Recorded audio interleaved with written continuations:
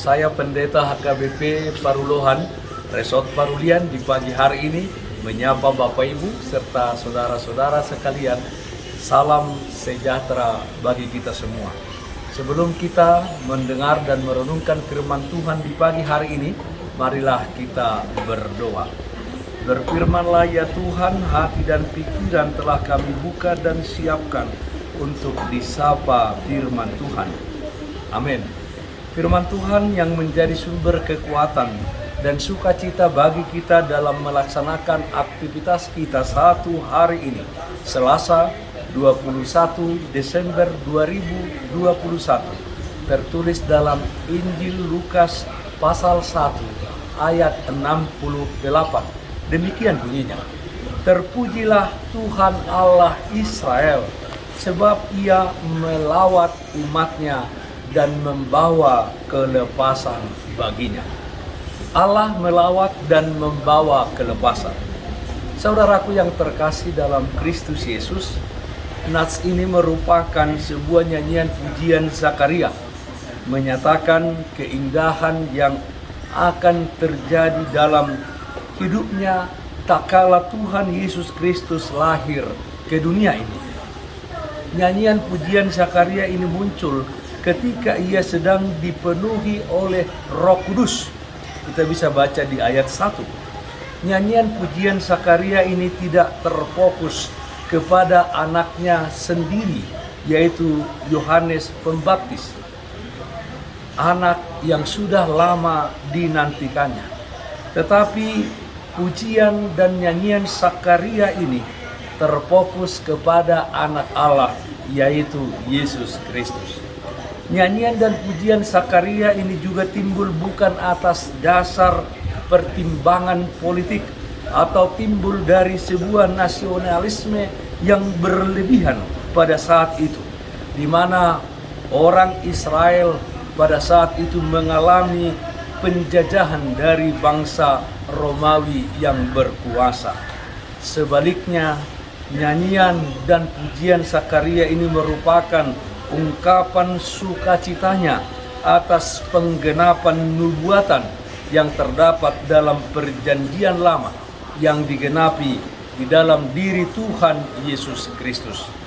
Dia hadir untuk melawat umatnya yang menderita karena dikuasai dosa, dan termasuk juga saudara-saudara menderita karena penjajahan Romawi. Tetapi yang terbesar adalah Tuhan datang membawa kepada orang-orang yang percaya kepadanya kelepasan dari kuasa dosa.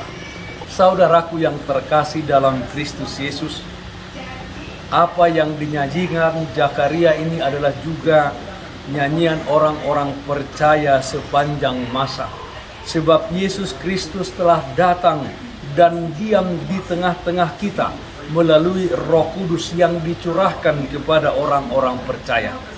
Apa yang dijanjikannya ketika dia terangkat ke surga, bahwa dia akan menyertai kita sepanjang zaman, sudah terbukti di dalam kehidupan kita. Allah mendatangi atau melihat umat manusia untuk memastikan apakah kita dalam keadaan yang baik atau bermasalah. Dan setiap perkara di dalam kehidupan ini yang terjadi, yang kita hadapi, Dia melakukan kebaikan bagi kita. Kita menjadi orang-orang yang lebih tangguh dan yang lebih kuat dengan segala pergumulan yang terjadi.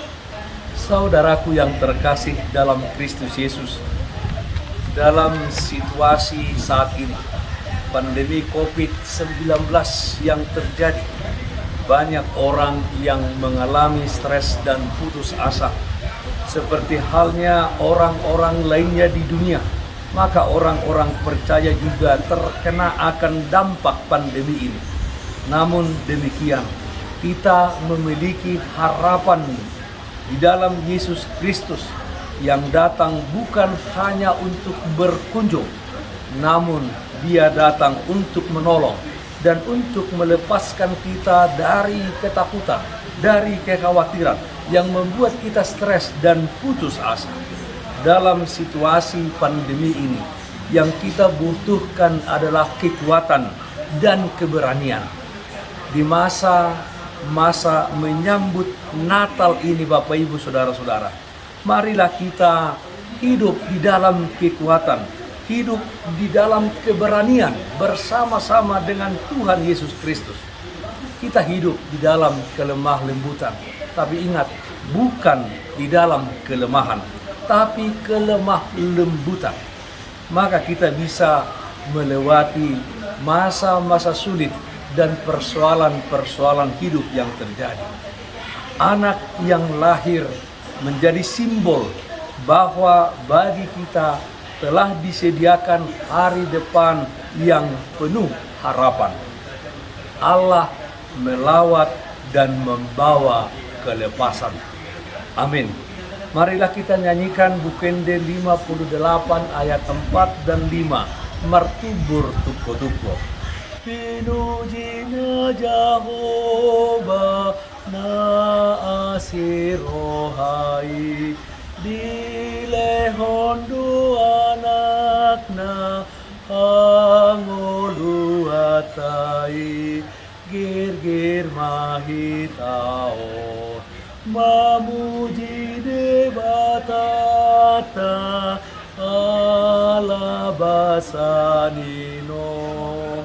Oh Yesus Tuhan nami, nang rotu tanoon, tu pardangulan nami, di hasianganon, asimarohami, saito buto dinami, Tuhan sangapon mi. Marilah kita berdoa. Dialah Bapa dalam surga, Allah yang baik, Allah yang penuh kasih, yang melawat kami dalam diri anak Tuhan Yesus Kristus. Dia melawat kami untuk memberikan kelepasan. Kami berdoa supaya dalam kehidupan kami menjadi orang-orang yang membawa sukacita dan damai sejahtera bagi sekeliling kami. Yang sakit kami memohon Tuhan berikan kesembuhan, yang berduka Tuhan berikan penghiburan. Dalam satu hari ini kami serahkan kehidupan kami hanya ke dalam tangan pengasihan-Mu saja. Dalam nama anak Tuhan Yesus Kristus kami berdoa.